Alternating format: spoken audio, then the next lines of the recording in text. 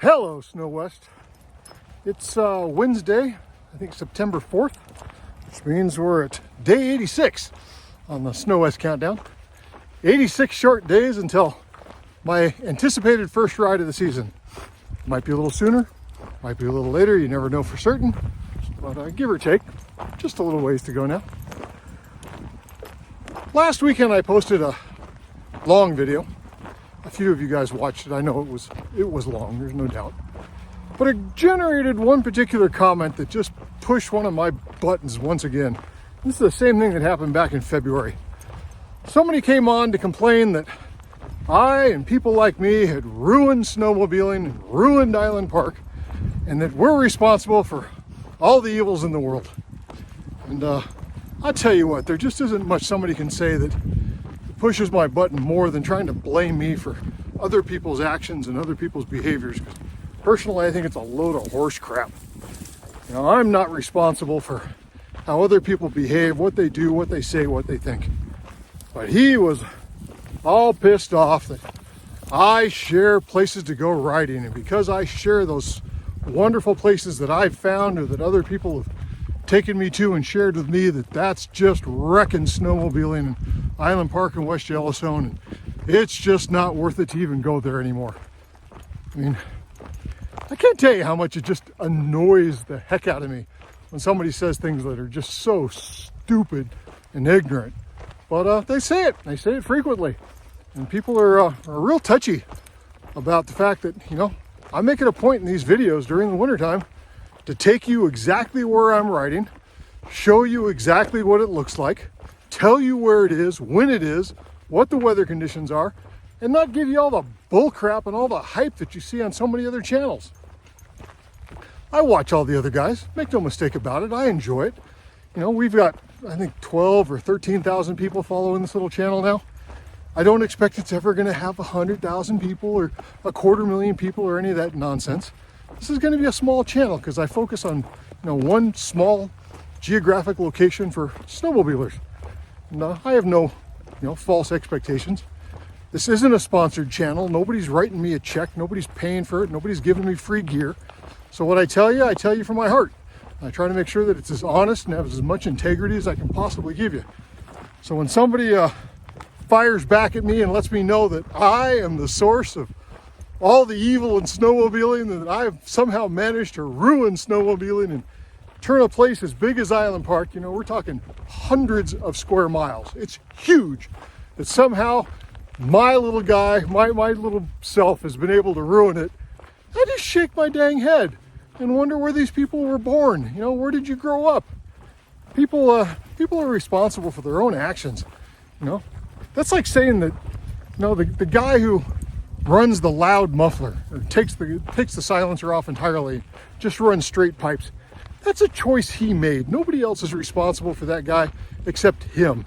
If he wants to be a jerk and annoy everybody around him, then that's something that he did. Nobody else is to blame for that. Nobody else is responsible. That's 100% on him. So I don't know what the solution is to all the Karens in the world, but good Lord, we do seem to have an awful lot of them lately. People that just complain and bitch and moan and try to blame everybody else in the world for, you know, whatever problems they feel are forced upon them. And I just don't take kindly to being somebody that receives that kind of nonsense. I just don't buy into it at all. Got a quick question for you. In regards to the guy that was complaining, he made one comment that I forgot to mention. He said it's not fair that you guys don't have to earn it. So one of the comments he made was that back in the day, you'd have to spend, 10 or 15 years riding before you could find all the really great places to ride.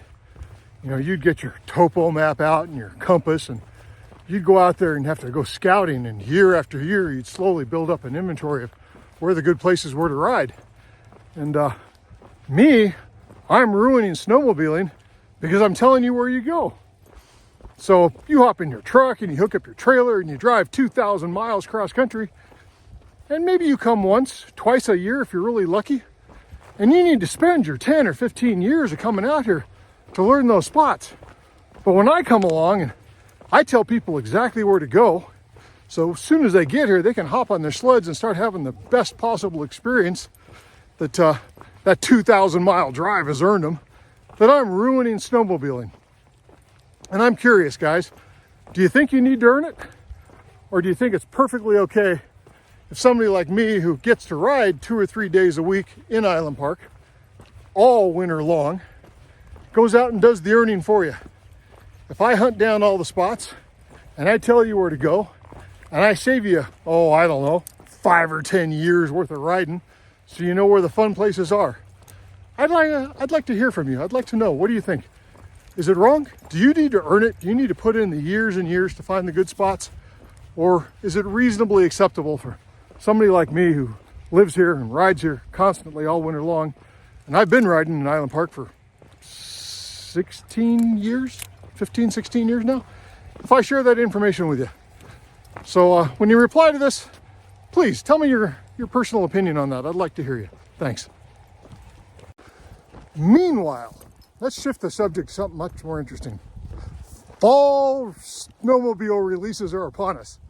I see that Climb and 509 and BCA and the snowmobile manufacturers have all started kicking out all the new goodies, and the SnowCheck sleds some of you guys put in last spring have started to arrive. Starting to see more and more comments on snowwest.com on the forums that hardware is arriving and software is arriving, and all the goodies that we look forward to in the late spring and all through the summer that seems to never end are starting to show up now. Starting to tickle our fancies, as it were, tease us with all the goodies that we're going to get for this upcoming year.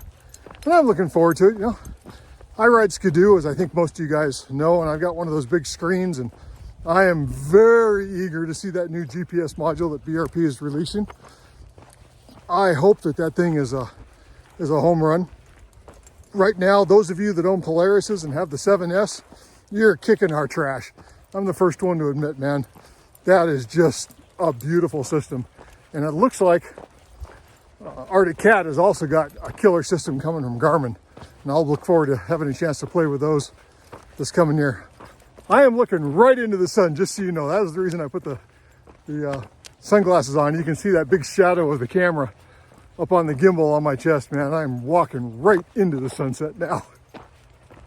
So next weekend is Hay Days.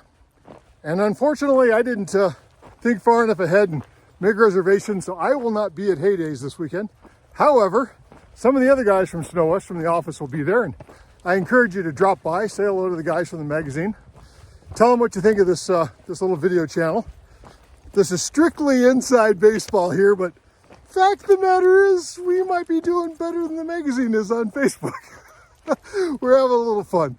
It's nothing more than friendly competition, but it is fun to see. We're approaching 7 million views, I think, on this little channel here on Facebook. The YouTube channel does a couple of dozen. You know, it's tiny compared to Facebook. I know people think Facebook is dying, but I think Facebook is alive and well, and it's still a really fun environment to work in. I think the conversations work better on the forums. It's really hard to have long conversations on Facebook. You just lose the comments and replies. They get nested inside of other nests, and you can't keep track of them. On the forums, we're in good shape. And software upgrades on the forums are almost finished. The new theme is installed. The new user accounts are all up and running now. It should be pretty smooth for anybody who comes in with a phone, finally, after years of patient waiting and enduring on your part. I think this will probably be one of the best years we've had in many years from a software standpoint.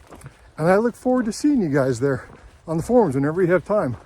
So once again, this is Christopher, your friendly snowwest.com forum admin, wishing you a great evening. We'll talk to you later on.